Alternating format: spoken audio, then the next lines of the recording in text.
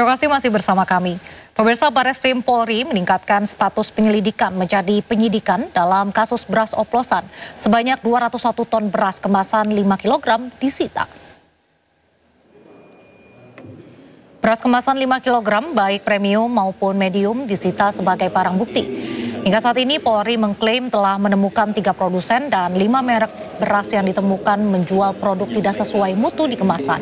Nama-nama ini berpotensi bertambah karena proses penelitian di laboratorium masih dilakukan. Polisi juga telah menggeledah kantor gudang produsen beras PT FS Jakarta Timur, Subang, dan gudang PT PIM di Serang, Banten. Terima kasih, Pak.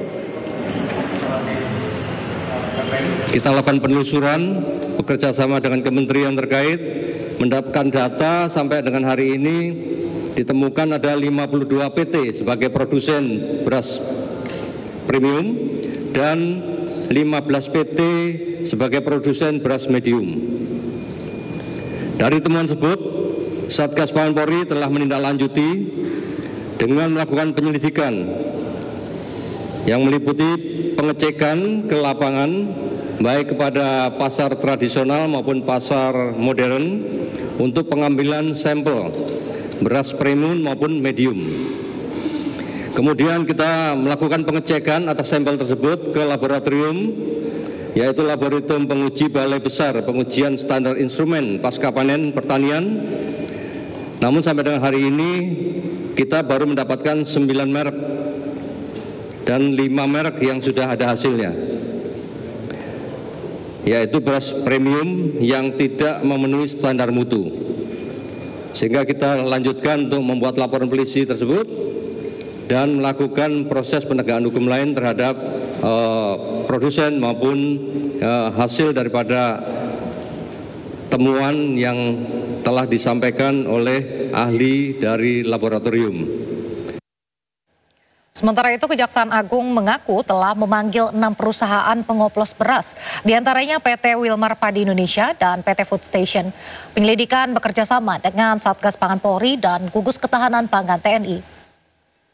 Rangka menindaklanjuti perintah Presiden, Kejaksaan juga telah melalui Satgasus P3 TPK pada Gedung Bundar telah memulai melakukan penyelidikan terkait penyimpangan ketidaksesuaian mutu dan harga beras berdasarkan standar nasional Indonesia atau SNI dan harga eceran tertinggi HET yang ditetapkan oleh pemerintah. Dan untuk keperluan tersebut kami telah melakukan pemanggilan terhadap 6 perusahaan per hari kemarin, yaitu PT Wilmar Padi Indonesia, PT Food Station, PT Belitung Candi Indonesia, PT Subur Jaya Indotama, dan PT Sentosa Utama Lestari Japa Group. Setelah dilakukan untuk hadir pemanggilan untuk hari Senin. Informasi berikutnya, pemirsa, Presiden RI Prabowo Subianto buka suara soal transfer data pribadi dari Indonesia ke Amerika yang masuk dalam kesepakatan dagang antara Indonesia dan Amerika. Presiden Prabowo menjelaskan jika negosiasi dagang dengan Amerika Serikat masih terus berjalan. Kantor Komunikasi Kepresidenan juga menegaskan negara menjamin transfer data dilakukan dalam kerangka Undang-Undang Perlindungan Data Pribadi dan hanya berkutat pada kerangka perdagangan, terutama komoditas yang berpotensi disalahgunakan. Pertukaran data pribadi katanya gimana, Pak? Apa itu? Pertukaran data pribadi dari kesepakatan tarif. Katanya data pribadi. Ya, nanti itu sedang negosiasi masih jalan terus. Sementara itu, Menteri Komunikasi dan Digital Mutia Hafid menjelaskan kementerian terkait transfer data ke Amerika Serikat. Komdigi akan berkoordinasi dengan Kemenko Perekonomian terlebih dahulu terkait mekanisme transfer data dalam kerangka kerjasama perdagangan Indonesia-Amerika. Besok kami koordinasi dulu dengan Menko Perekonomian. Kami ada undangan dari Menko Perekonomian. Besok berkoordinasi terlebih dahulu.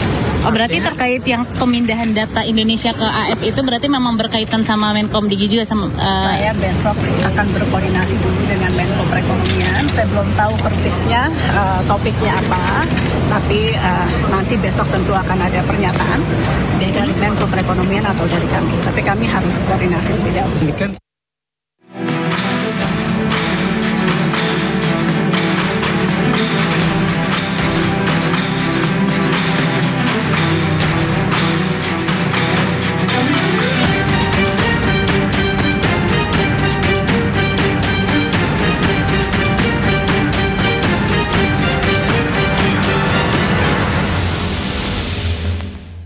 Presiden Amerika Serikat Donald Trump resmi mengumumkan 8 poin kerangka kerjasama perjanjian dagang antara Amerika Serikat dengan Indonesia terkait tarif resiprokal. Poin pentingnya perjanjian dagang membuka terobosan besar bagi manufaktur, agrikultur, dan sektor digital kedua negara. Kesepakatan tarif resiprokal 19% untuk barang ekspor asal Indonesia resmi disepakati Presiden Donald Trump dan Presiden Prabowo Subianto. Kesepakatan penting Presiden Trump mengumumkan terdapat 8 poin kerangka kerjasama perjanjian dagang antara Amerika Serikat dengan Indonesia.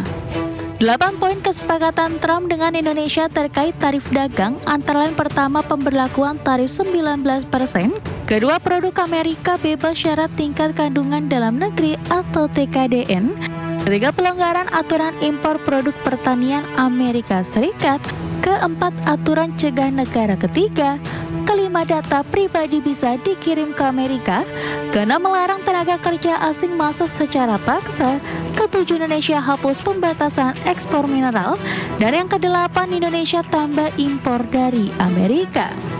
Dalam pernyataan resminya, Amerika Serikat menerbitkan poin kesepakatan yang harus dipatuhi Indonesia.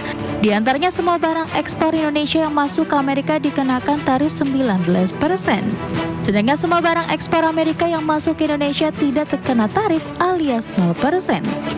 Indonesia juga akan melonggarkan aturan syarat tingkat komponen dalam negeri atau TKDN.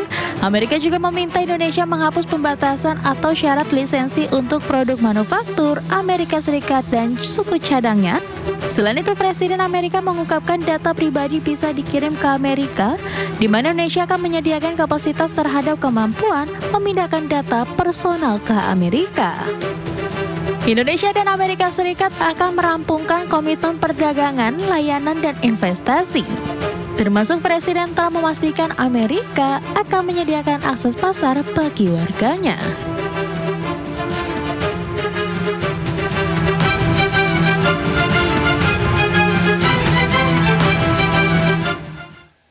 Menteri Koordinator Bidang Perekonomian Erlangga Hartarto menyatakan dengan kesepakatan tarif dagang antara Amerika Serikat dan Indonesia yang resmi diumumkan Presiden Donald Trump, Indonesia memiliki peluang peningkatan ekspor produk unggulan ke pasar Amerika.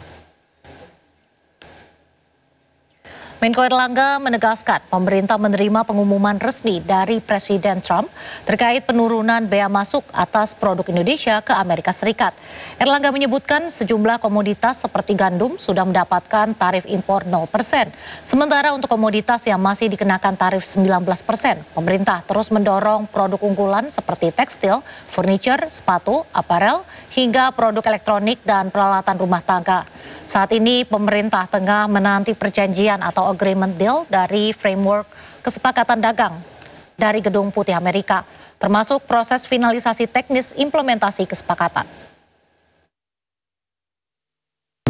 Nanti kita masih ada teknis, kan harus ada perjanjian antar agreement mengenai framework, sesudah itu ada implementing.